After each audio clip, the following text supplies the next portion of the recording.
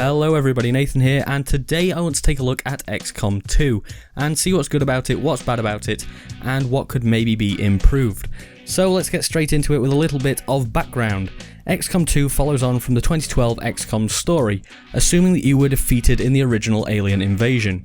Now, 20 years on, you must fight back against the occupying forces to take back Earth, and you go about this in a very similar way as in the first game. You build a base, choose which missions to take on, and then send out a squad of hardened fighters to deal with whatever alien madness is thrown at you, and even some of the characters from Xcom 1 make a welcome return.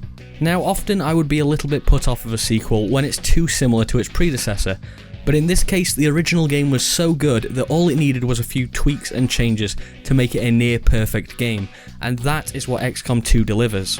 The first thing that you're likely to notice when starting up the game is that there has been a graphical upgrade, and while you're probably not going to care too much when you're in the middle of a battle, it does make a difference in the cutscenes and certain aspects of maps, such as water features, which definitely impress and make me stop to enjoy them for a second or two.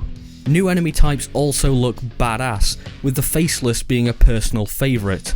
This is a creature that can shapeshift in order to blend in with the humans, but when triggered they transform into a massive slobbering monster that looks genuinely scary. There's also a great character customization system that allows you to either go down the cool route where you create badass soldiers that look like they could kill aliens with their bare hands, or you can do what I did and model each character off of your friends, and doing this makes you care even more about each individual squad member. And I have to say that over the past few days I've regularly been texting friends telling them that they just died in my game. I've also enjoyed letting them know their squad roles, including the new Ranger who wields a sword with deadly effect, and the risk-reward nature of rushing close to an enemy to kill them with your sword but leaving yourself vulnerable if you miss adds another layer of decision making to combat. Speaking of the combat, not that much has changed from the original Xcom, which is not by any means a bad thing, but a few notable additions have been made. My personal favourite is Concealment, which allows you to set up ambushes on enemies who are completely oblivious to your approaching squad. You do this by putting your soldiers, except one, into the Overwatch state and then take a shot with the remaining soldier.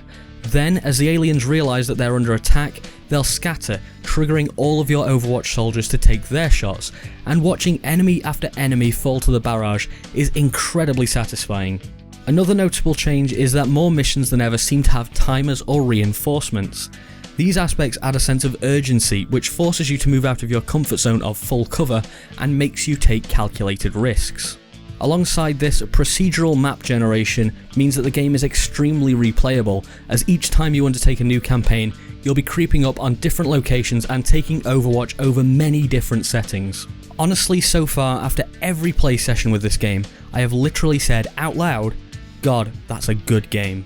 Unfortunately though, I can't wax lyrical for this entire video, and the game does fall slightly short in terms of performance. Now, I'm running on a GTX 970 at almost maximum settings, and while in my base I'm experiencing frame rates below 30 frames per second.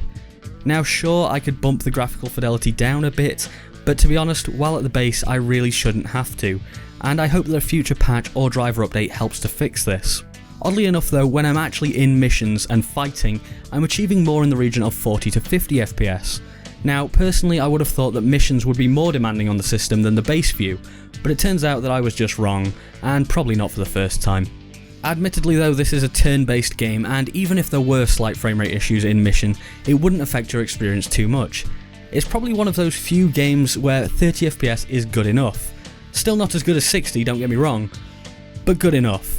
Another slight issue is that the camera can occasionally bug out and obscure your view of really cool events, or even make interacting with some of the in-game hacking menus very difficult, and I have experienced one full game crash in my playtime so far, but fortunately for me the regular autosaves meant that I didn't lose too much progress. On the gameplay side of things, I think that some of the soldier upgrades are slightly too obvious as to what is the right choice. For example, I'm always going to take a reaction shot that allows a soldier to fire back when fired upon, because it allows me to maybe get a free kill. But to be honest, at this stage I'm just nitpicking, because overall I freaking love this game, and if you enjoyed Xcom 1 or enjoy turn-based games, then I would strongly recommend that you take a look at this one. In my 10 hours of play so far, the story has been engaging, the combat has been extremely fun, and the emotional attachments I've made to certain soldiers and the backstories that I've created for them as they fight their way through enjoyable and varied missions has really made the XCOM experience stronger than ever.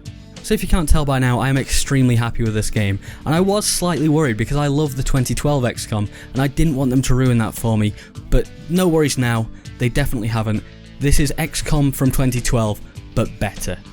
So anyway guys, that's about it for today. If you enjoyed the video, I'd appreciate it if you'd leave a like underneath and let me know what you think of the game in the comments below. Now, if you'll excuse me, I'm going to go play XCOM 2 until the early hours of the morning. I've been Nathan, and I'll see you next time.